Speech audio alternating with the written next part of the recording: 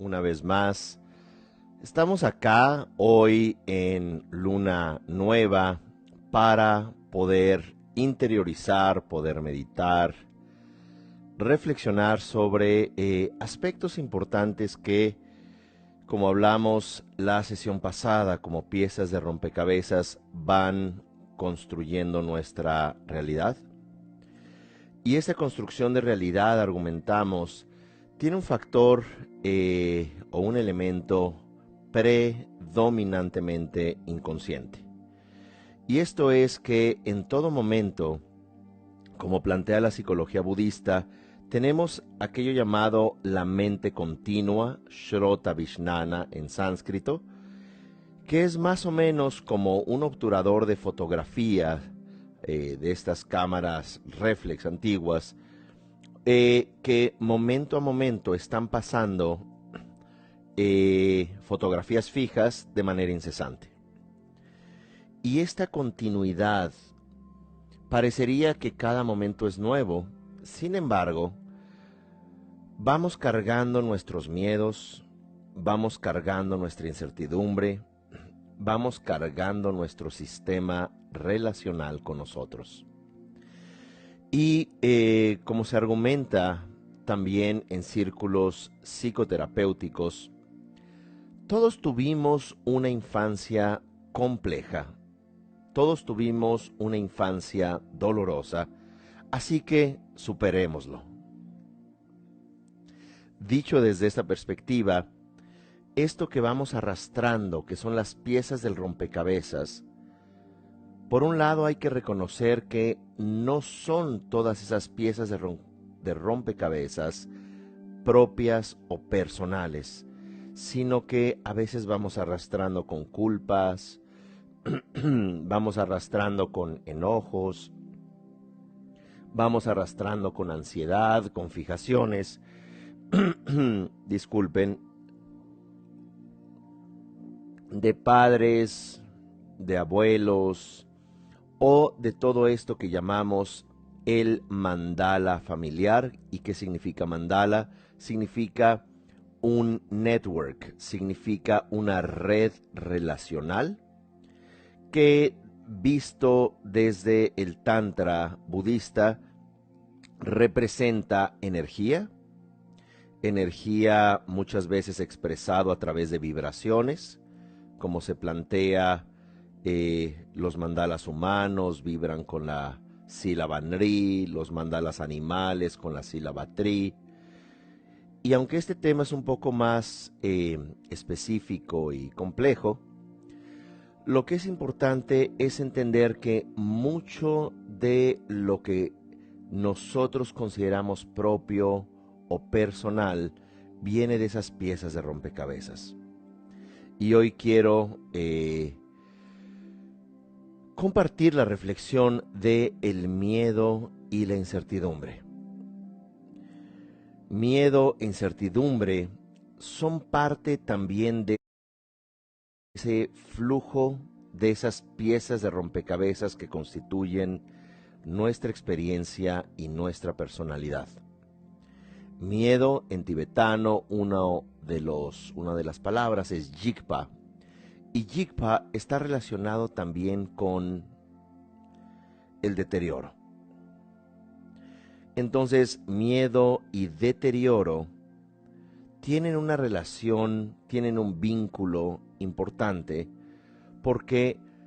Porque siempre tenemos miedo a la muerte, a la pérdida, tenemos miedo al descontrol, tenemos miedo a estar extraviados, tenemos miedo a no lograr lo que nos proponemos o buscamos, miedo a perder lo que ya tenemos. Y toda esa incertidumbre, toda esa ansiedad que cargamos, lleva consigo un sentido de vergüenza. Vergüenza en un nivel inconsciente profundo es un sentido de inadecuación. Es una imagen inconsciente, una imagen profunda, una imagen de la infancia, de otras vidas, de no ser o no haber sido suficientes, de tener el temor a ser abandonados, tener el temor a que no nada más no tengamos alimento, sino que no tengamos el calor. Y nuestros padres no es que necesariamente hayan sido desconsiderados, sino que también ellos mismos estarían lidiando con sus propios fantasmas emocionales o demonios emocionales, como queramos decirlo metafóricamente. Y muchas veces, cuando nacemos los humanos, la memoria celular de los padres de su propia desconexión de infancia se activa. Y esto hace que muchas veces se entre en una depresión posparto que dure años, o bien una desconexión profunda, como decía hace años un amigo, nace una familia pero muere una pareja, que no necesariamente tiene que ser así, pero muchas veces lo es. Y esto es que la desconexión hacia nosotros mismos, ese sentirnos no contenidos, desprotegidos, hace que en cuanto nazca uno o el siguiente bebé, vayamos activando también esa memoria propia de desconexión. Y si miramos esto como una cadena incesante, llega a generaciones anteriores. Se habla de 3 generaciones, de 7 generaciones, o a veces se habla de decabuelos, es decir, 12 generaciones anteriores. Calculado sociológica y antropológicamente, cada generación sería de 20 años en lo que un humano alcanza su madurez, al menos sexual, su capacidad de generar autonomía, aunque bueno, eso ya es tema para otra ocasión, si se alcanza la madurez como persona o la autonomía, pero el punto es que nuestra memoria celular, como hemos planteado, estas 50 billones, como se dice en castellano, que son 50 millones de células, que es 50 a la 12ª potencia, ¿verdad? Son componentes vivos, vitales, que tienen una carga energética, mejor dicho, eléctrica, de 1.4 volts. Y estas responden a su entorno, y estas también recogen memoria celular a manera de reacciones. Las células se especializan, como hemos hablado, y las células nerviosas, células neurales, neuronales, también llevan consigo la capacidad de guardar memoria y generar un sentido de identidad.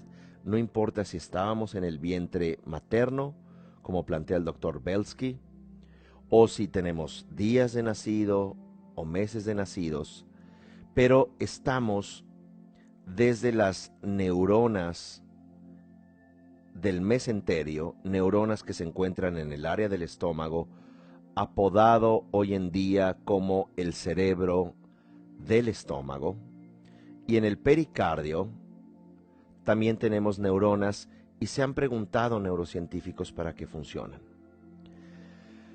Se está observando que estas neuronas tienen funciones intuitivas, tienen funciones de empatía, de conexión y de detección en términos de entornos positivos o negativos. Y esto es lo primero que activan los bebés cuando tienen recién nacido, los ojos bastante cerrados y su sentido del oído, su sentido, digamos, de la identificación del entorno no está muy desarrollado. Y es ahí donde podemos tener nuestros primeros, incluso desde el vientre materno, espasmos de inseguridad, espasmos intuitivos de no encontrarnos contenidos o de no ser suficientes o de no ser capaces. Y por eso este tema, miedo e incertidumbre, que hoy en día podemos experimentar como la triste y vamos a decir multitudinaria incertidumbre a nivel mundial,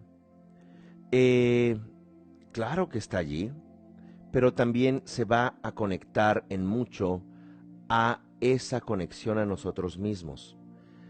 Y que cuando nos encontramos con esa capacidad intuitiva, nacemos con la capacidad de vincularnos al amor de nuestro entorno, al amor de nuestra madre, de nuestro padre, a encontrar una vida no fácil, pero sí con esperanza, no resuelta, pero sí con la capacidad emocional de afrontarla y de confiar en nosotros y en el entorno desde una forma profunda en el inconsciente. Estos sistemas relacionales lastimados en los que nacemos, que no se trata de culpar a alguien, hacen que a lo largo de nuestros primeros años, particularmente los primeros 3 años, si contamos el tiempo en el vientre materno, generen una profunda desconexión con nosotros, de tal manera que aprendemos a desconectarnos de sentimientos, desconectarnos de nuestra capacidad de autogestión emocional, y esto nos lleva a entrar naturalmente como pequeños a crecer con mucho enojo o llanto o amordazados del habla, que pasa mucho tiempo y no hablamos porque nos encontramos literalmente congelados de esa conexión. Y como aprendimos que cuando llorábamos de muy pequeñitos, causábamos una reacción en cadena violenta de gritos, de conflictos, o bien se encontraban deprimidos o preocupados, o negociando su naturaleza amorosa los padres, mientras nosotros estábamos, entre comillas, ya comidos y ya dormidos. Todo esto se absorbe, y hay estudios muy importantes, incluso en el Journal of Psychiatry, of Childhood Psychiatry, la revista o publicación de psiquiatría infantil de la Universidad de Harvard, que habla sobre el hecho que traumas de estos primeros años se resguardan como una cápsula. También se puede entender como un cáncer encapsulado, pero no necesariamente. Se encapsulan para surgir o resurgir 20 o 30 años después, en nuestra edad ya madura, ya adulta. Y no es sorpresa que se active esa memoria celular cuando nos encontramos en circunstancias similares, pero en este caso ya teniendo un hijo, no siendo el hijo. Esta desconexión, que es inefable, es decir, es indescriptible, que sentimos ese vértigo, que tenemos ese miedo a la incertidumbre, a la inadecuación. Y dicho sea de paso, volviendo al término tibetano, jigpa, ese deterioro, ese miedo, esa incertidumbre, ese no estar en control, desde un punto de vista psicológico en la tradición budista, la incertidumbre nos hace ver la naturaleza de las cosas, nos hace madurar.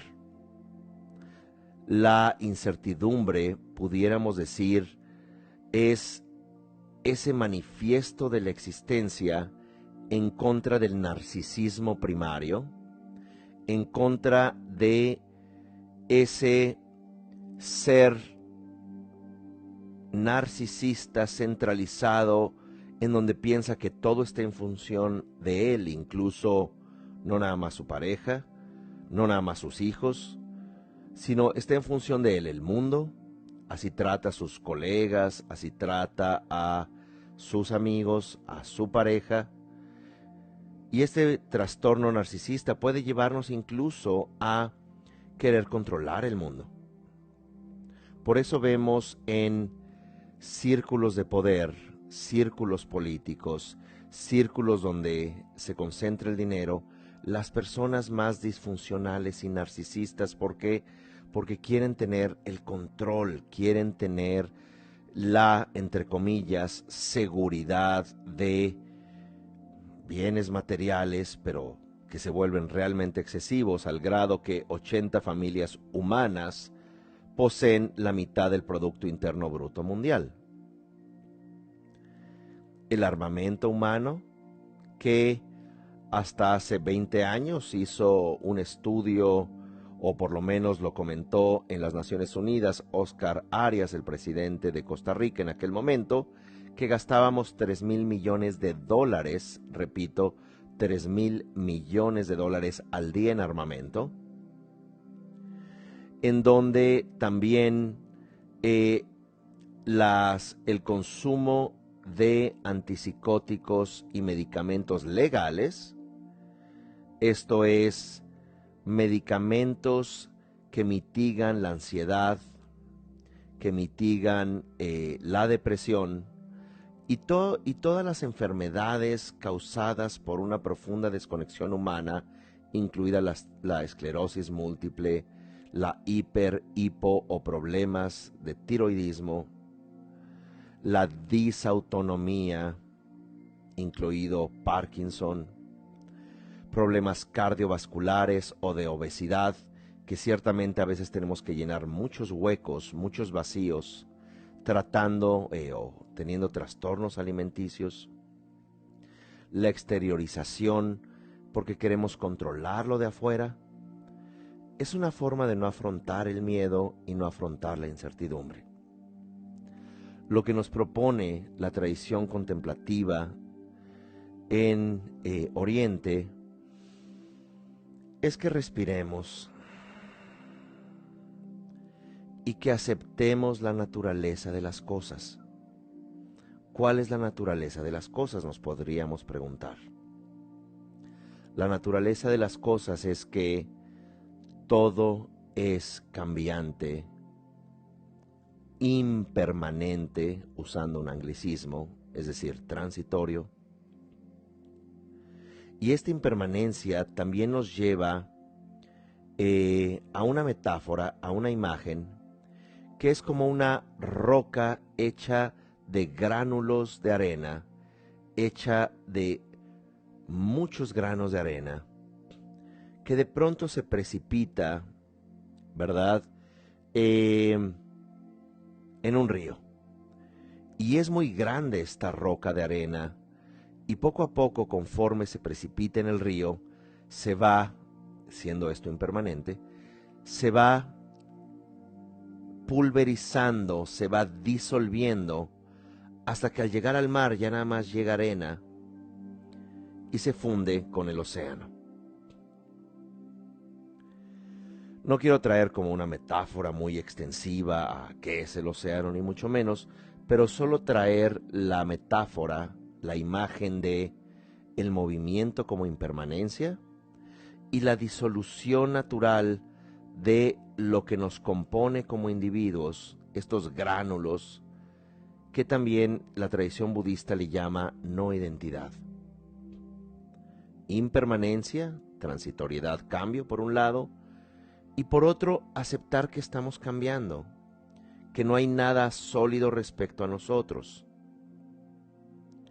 Muy a menudo llegan personas a nuestros diplomados, retiros y cursos, gente que de pronto entra en una crisis de diferente índole, porque como seres humanos somos proclives, como seres sensibles somos proclives a crisis y sufrimiento, y entre más rápido lo aceptemos, más estables seremos. Llegó esta persona que era muy reconocida por su cuerpo, por sus reconocimientos y medallas en fisicoculturismo. Muy sana la persona, muy atractiva, muy seguida por otros. Pero llegó un problema de cadera que le impidió caminar. Esta persona lo atribuye a ejercicios muy extremos, posiblemente una condición genética, y por supuesto la vejez natural, que no importa cuán bien hayas conservado tu cuerpo, una persona que tenga la mitad de tu edad posiblemente va a ser mucho más capaz en deportes, y esto es muy común. De pronto alguien tiene 37, 40 años en deportes y dicen el veterano, ¿no? Y uno dice, bueno, ¿qué está pasando, verdad? No, es que ya se tiene que retirar, tiene 35 años. ¿Por qué? Porque el cuerpo naturalmente va deteriorándose. Todo esto para decir que entre más rápido aceptemos ese cambio, no vamos a entrar en una crisis suicida, o una crisis adictiva, o una crisis de pánico, en donde una vez más entremos en ese campo de incertidumbre de la infancia, donde a lo largo de nuestro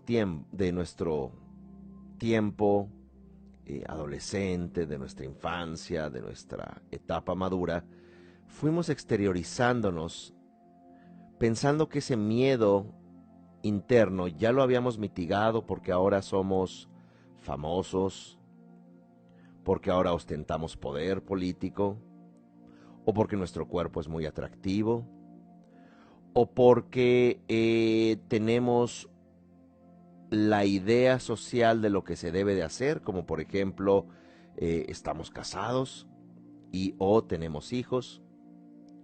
Y como muchas personas que se acercan a mí me comentan, han vivido 20 o 30 años en una crisis de pareja o crisis familiar, pero es lo que les identifica y tienen mayor miedo a hacerse cargo de ellos mismos que vivir miserablemente 20 o 30 años.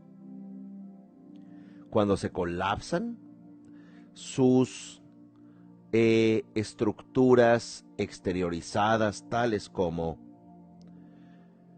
la fama, el reconocimiento o incluso una relación disfuncional, pero que estaba allí aparentemente funcionando, o llega la vejez, o llega la enfermedad, o llega la soledad, el no poder hacernos cargo y buscar a otros o a otras cosas que se hagan cargo de esa inseguridad es lo que nos hace personas exteriorizadas, que pasamos tiempo o años siendo personas muy funcionales, muy exitosas en los negocios, muy capaces en la familia, con la familia perfecta, ideal, o con un cuerpo ideal, y de pronto, en momentos como el que nos encontramos de gran incertidumbre, es como si le pusiéramos una lupa, un magnifying glass, un vidrio que amplifica a nuestra desconexión, y comenzamos con trastornos de pánico, comenzamos con agresión hacia nosotros, adicciones, agresión hacia otros, tendencias escapistas. Cerrando esta idea de miedo y desconexión, tenemos que vivir con una mente que contemple nuestro proceso natural de, repito, la impermanencia y la insustancialidad, esto es, que no siempre vamos a ser los mismos. Que si miramos nuestro cuerpo a los 18 y si lo miramos a los 48 y luego a los 68, etcétera, naturalmente va a cambiar, pero estamos en Occidente en una industria cosmética, en una industria exteriorizada donde hay que aparentar, donde hay que comprar complementos para verse mejor, donde tus redes sociales solo muestras tu, entre comillas, felicidad, donde tus amigos virtuales que ascienden en miles, aunque nadie en realidad se preocupa si estás enfermo, si tienes algún problema. Incluso las muertes hoy en día, las condolencias se dan con stickers o manitas o mantritas. Y ya casi era como en aquella época, me contaron, de tarjetas de Hallmark, donde te ponían ahí una letanía de amor y feliz cumpleaños, desde que te conocí siempre me recordaste a lo bonito que es la vida comprada, ¿no? Con tinta dorada y obviamente pues decías ahí qué detalle no te hubieras molestado, ¿verdad? Y ya está la tarjetita Hallmark calzando la mesa para que se balancee. Y estos amigos falsos con me gusta falsos, manitas o corazoncitos falsos,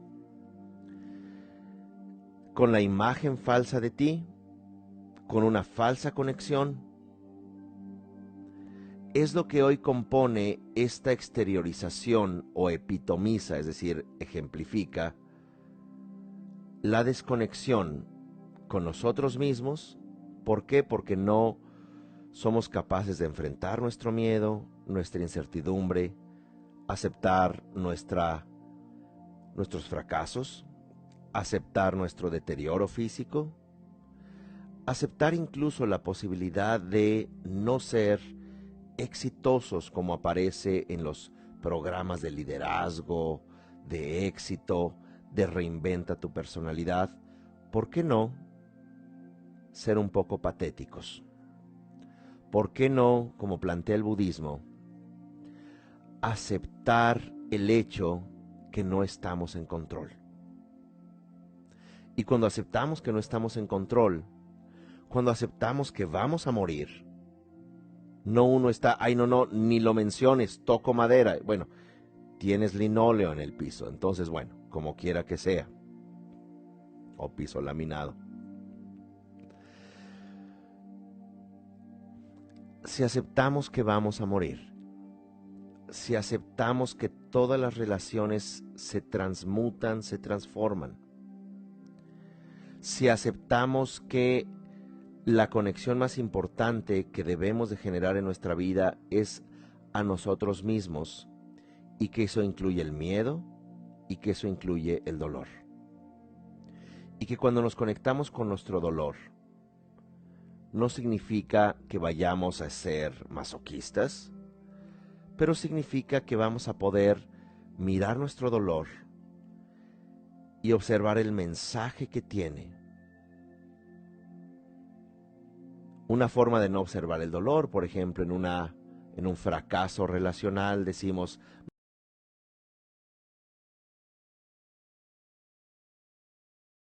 es que esa persona es la peor. Voy a buscar a la mejor persona. Pero para encontrar a la mejor persona no vaya a ver quién soy, entonces me tengo que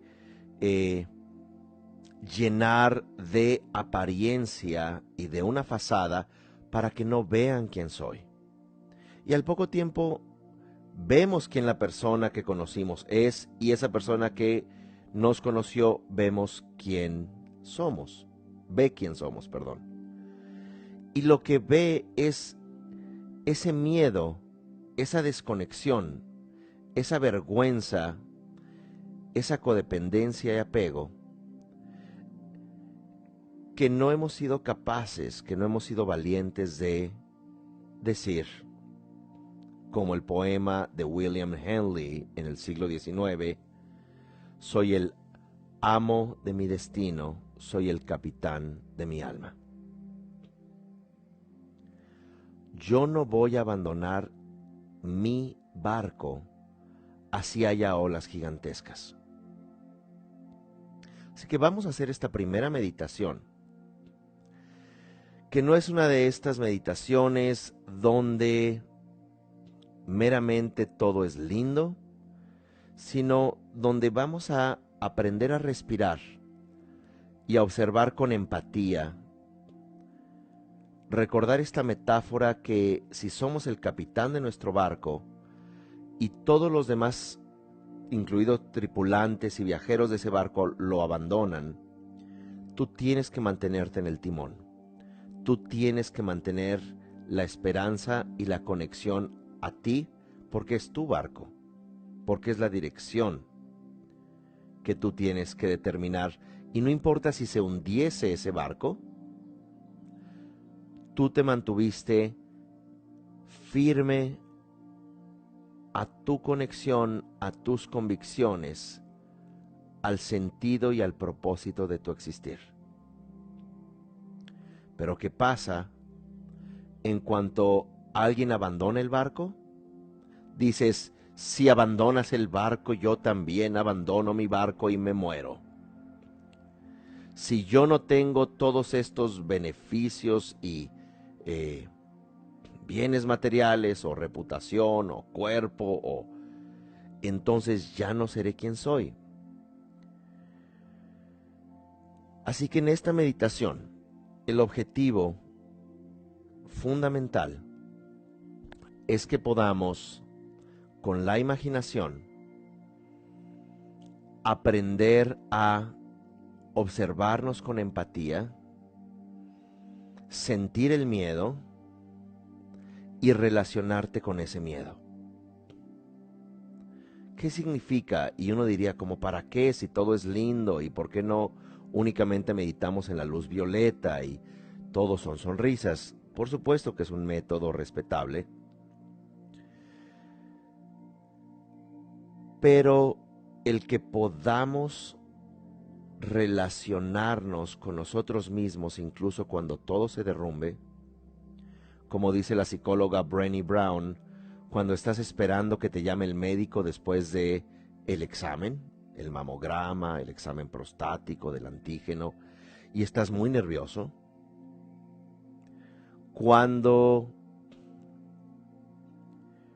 te encuentras en una situación de peligro o en una situación mundial o masiva de incertidumbre, el poder también conectarte a ti mismo y darte cuenta de tu fragilidad te vuelve una persona sumamente poderosa, porque te das cuenta de la incertidumbre, te das cuenta de que también te puedes relacionar y vivir la vida y salir todos los días bueno, hoy en día no, salir todos los días a enfrentarte al mundo sin garantías.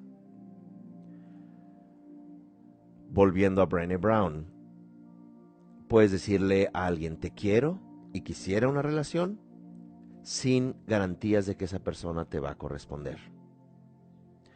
Que puedes vivir tu vida sin necesitar ya la garantía de éxitos o la garantía de felicidad. Y es por eso que nos relacionamos neuróticamente, nos relacionamos codependientemente a personas, a empleos, a nuestro propio cuerpo y a nuestro propio dolor, porque queremos garantías. ¿Qué pasaría si nos abrimos a la incertidumbre? Sé que les he prometido la meditación, pero es sensato hablarles brevemente de esta metáfora budista que se llama Pancha Buddha, que significa 5 armas en el lenguaje Pali, y es el llamado héroe de las 5 armas, como incluso Joseph Campbell cita de la literatura budista.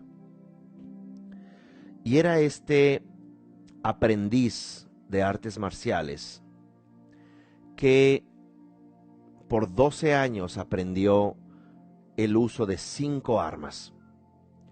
Una vez completado su entrenamiento, su maestro le dijo, puedes regresar ahora a tu tierra natal, un lugar lejano, que había 2 caminos, uno el largo, el camino de los comerciantes, largo que pasaba por ciudades y pueblos, y otro que era a través de la montaña, y les estoy hablando de algo legendario, es una historia legendaria, y que en ese bosque vivía un ser, un monstruo que comía humanos, que era horrible, que tenía, era lanudo, tenía este pelaje largo, un pico horrible, fauces, ojos saltones, garras y como quiera que fuere, decía la leyenda. Así que el héroe de las 5 armas, el bodhisattva de las 5 armas, dijo: yo no voy a ir por el camino largo, voy a ir por el bosque, al fin y al cabo tengo el entrenamiento y llevo mis 5 armas, incluido arco, flecha, espada, mazo, daga, lanza. De tal manera que al internarse en ese bosque y al encontrarse a ese monstruo al caer la noche, inmediatamente se defendió con sus armas. El arco y la flecha no dañaban, la flecha no dañaba a este monstruo porque las flechas se atoraban en su cuerpo lanudo. La espada también, el mazo, la lanza, y al tratar de usar sus manos y pies, se quedó atorado y veía las fauces de ese monstruo antropófago, caníbal, digamos, bueno, antropófago, comedor de humanos. Y este guerrero, este bodhisattva le dijo: mire, yo no tengo ningún miedo, usted me puede comer, pero cuando me coma, yo tengo en mi corazón, tengo un arma de 5 picos, un Vajra, que en cuanto usted me engulla, va a destrozar su tráquea, va a morirse usted, porque yo a usted no le tengo miedo. Y se quedó mirándole a los ojos. En ese momento, el monstruo lo soltó. Dijo: ¿cómo es que no has tenido miedo? ¿Perdiste tus armas? ¿Luchaste conmigo? Y sigues sin miedo mirándome a los ojos. Todas mis víctimas han corrido, se han caído, han gritado, han perdido el control, y yo nada más tengo que caminar y comerles. No han querido ni verme a la cara. Tú no has dejado de verme a mi rostro. El monstruo le confesó que él vivía con miedo todo el tiempo y que quería aprender de ese guerrero a no tener miedo.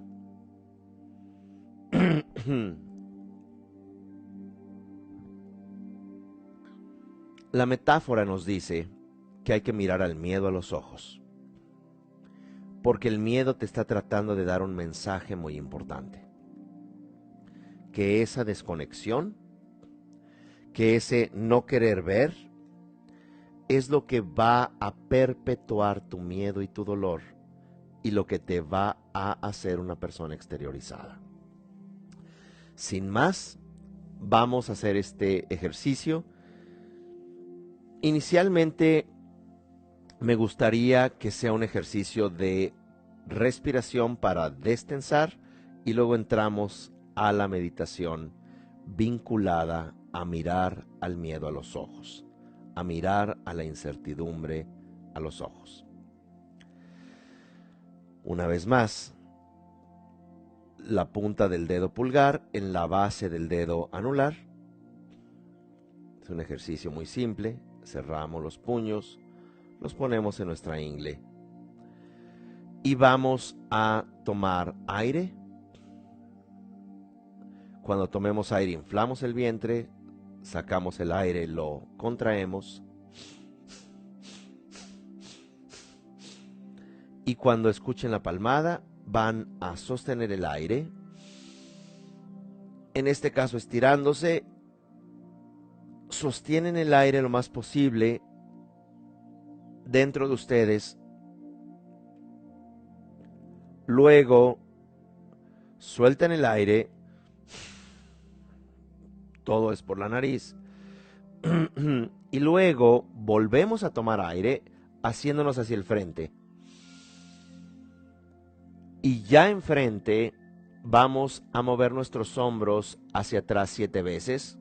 1, 2, 7 veces hacia atrás y 7 veces hacia adelante, pero todo esto con la segunda fase del aire dentro. Recuerden que la primera fase lo sostuvimos lo más posible y lo exhalamos, y ya la segunda tomamos el aire y hacemos 7 movimientos de hombro con el cuerpo inclinado, bien marcada la articulación hacia adelante y hacia atrás, todo con el aire dentro,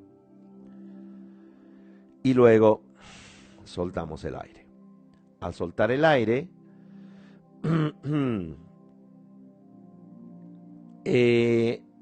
nos sentamos cómodamente erguidos y comenzamos con el ejercicio del mirar el miedo y la incertidumbre a los ojos.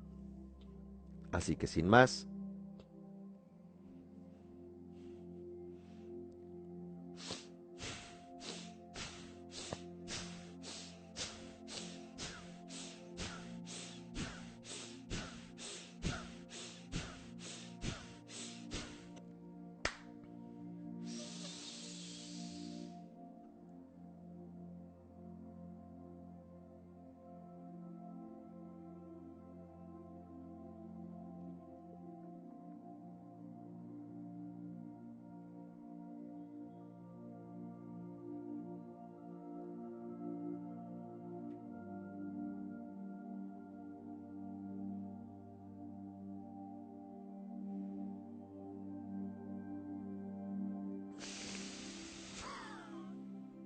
otra vez tomamos el aire hacia el frente, lo sostenemos y movemos nuestros hombros 7 veces hacia adelante con el aire dentro, 7 hacia atrás,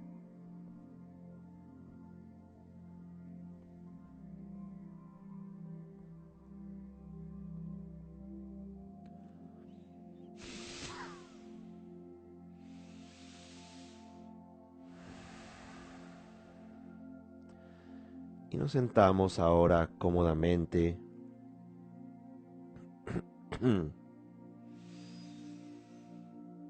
tomando el aire que nos da vida, que nos hace conscientes, y exhalamos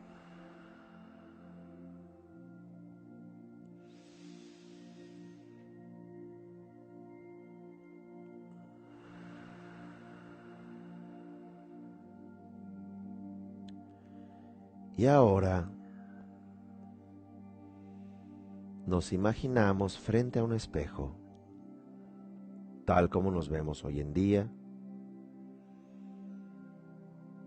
y en esa imagen de nosotros frente al espejo, le preguntamos a nuestra imagen: ¿de qué tienes miedo? ¿Y por qué tienes miedo?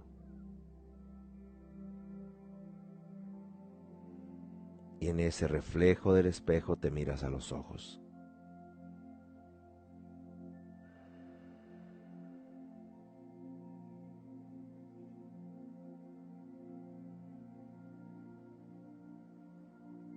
Y sientes ese temor que el reflejo en tu espejo o de tu espejo te dice. Ese reflejo te puede decir el miedo, la incertidumbre,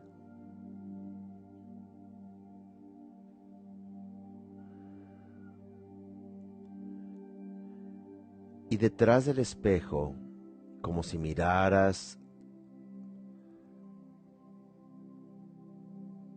tu reflejo, te muestra como si fuera tu mejor amiga o amigo.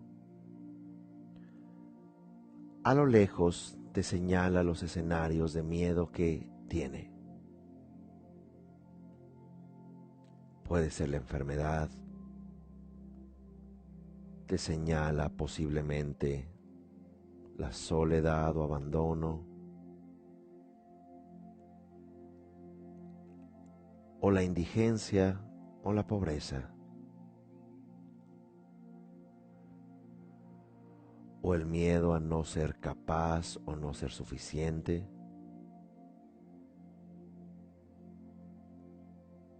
Tú sigues frente al espejo y tu reflejo, como si te mostrara una casa o un departamento, te señala las áreas en las que tiene miedo tu reflejo. Tú te asomas y te miras en todas esas situaciones y aprendes a respirar y a mirar con compasión,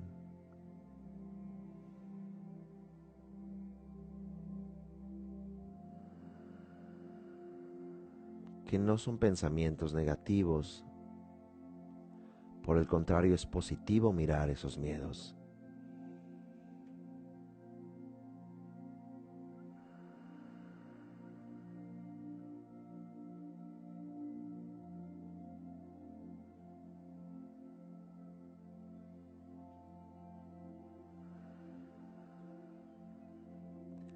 Y ya que tu reflejo en ese espejo te los muestra, el reflejo tuyo, el reflejo frente a ti, te mira a los ojos, te sonríe con empatía y amor bondadoso.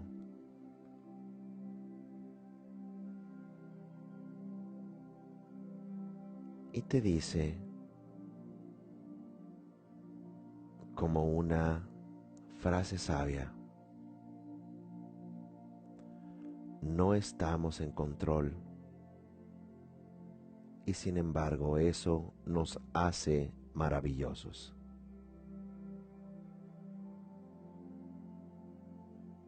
Respiramos, incluso sintiendo incomodidad o vértigo o indignación, enojo, pero lo hemos contactado. Hemos enfrentado al monstruo mirándole a los ojos y no dándonos por vencidos.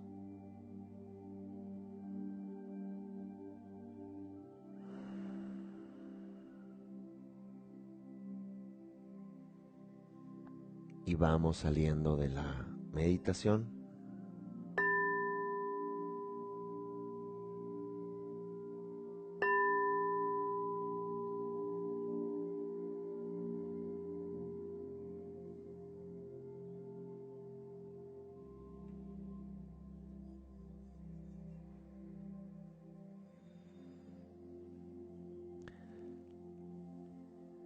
Bien,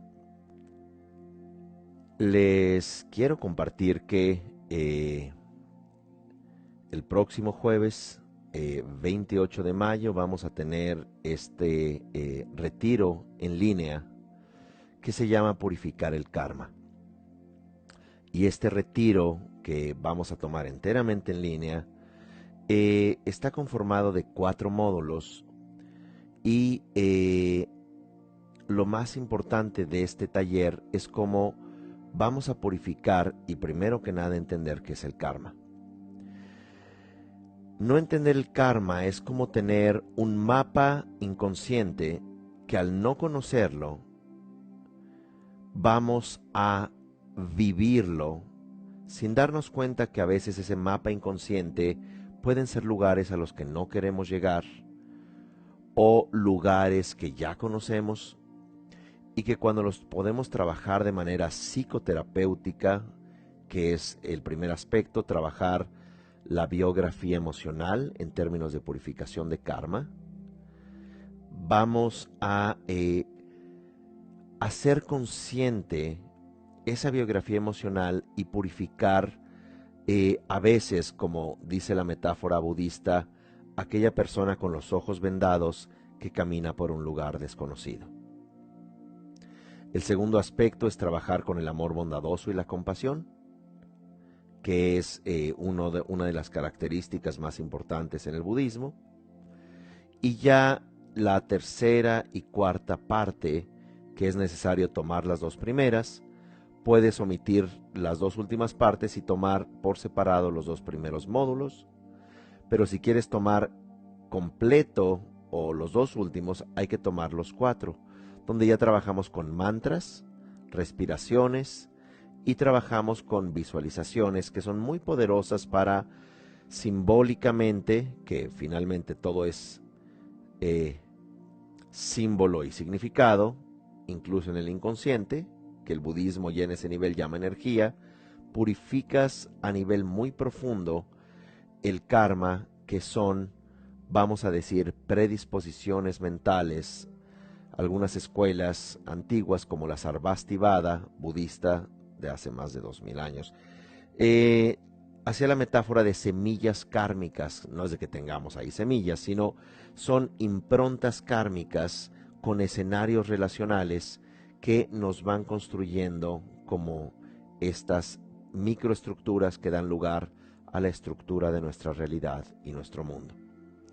Por tanto, es una oportunidad para explorar el budismo de una forma auténtica, pero más que el budismo, que la intención, como se hace en Centro Himalaya y como se hace en estos espacios de Instagram, es contactar con nosotros mismos, es generar interés en nosotros.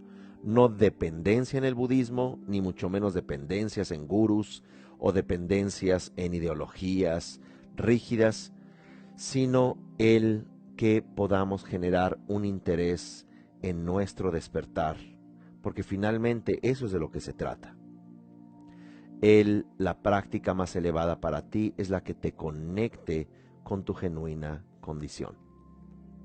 Así que pues una importante recomendación, una importante oportunidad para estar allí. Pueden entrar a la página centrohimalaya.com y ahí está toda la información.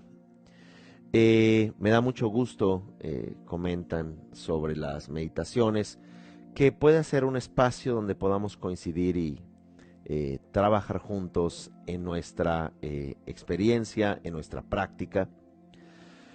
Así que vamos a concluir esta sesión, a menos que tengan alguna pregunta. Nada más quiero cerrar esta idea, que quede muy claro que el miedo no es algo que hay que tocar madera. El miedo no es algo que si no lo piensas no te ocurre.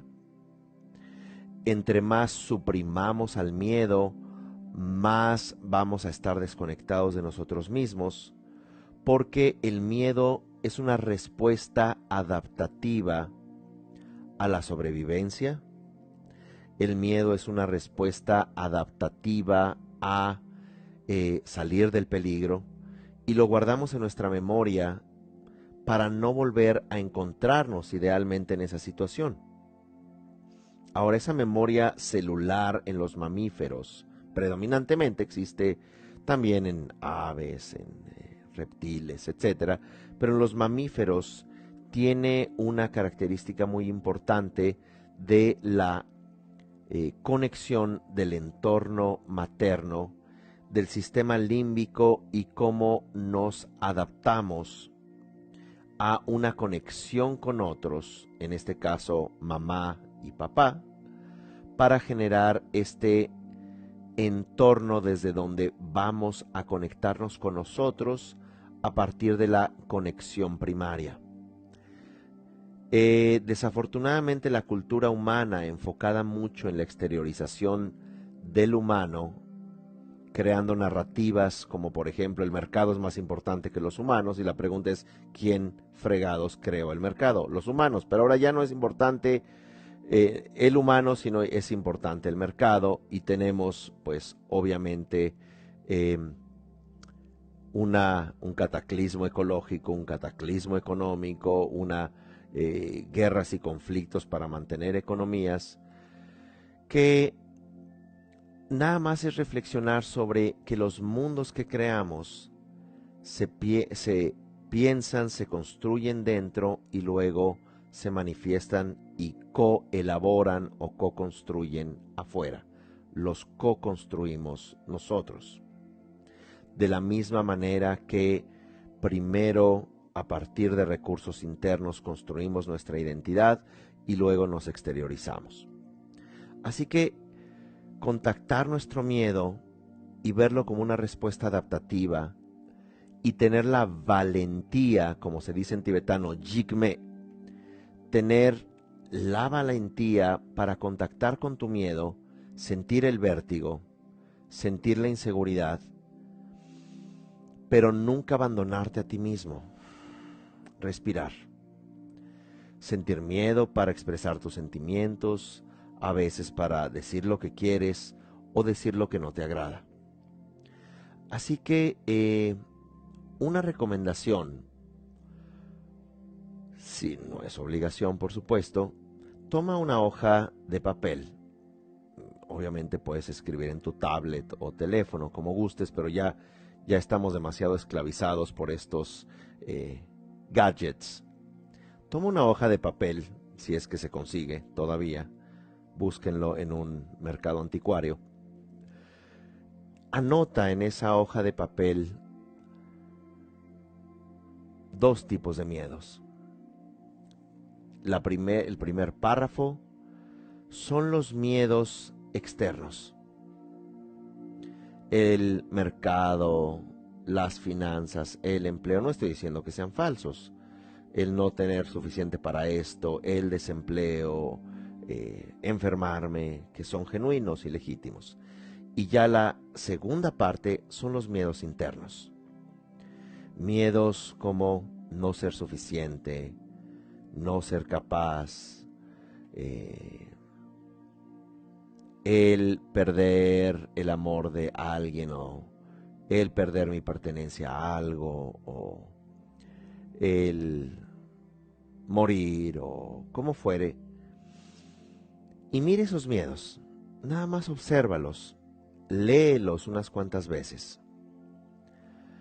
Y luego haz este ejercicio de miedo e incertidumbre en el espejo, y no olvides que tu reflejo frente al espejo eres tú, y siempre hay una mirada amorosa, siempre hay una mirada genuina.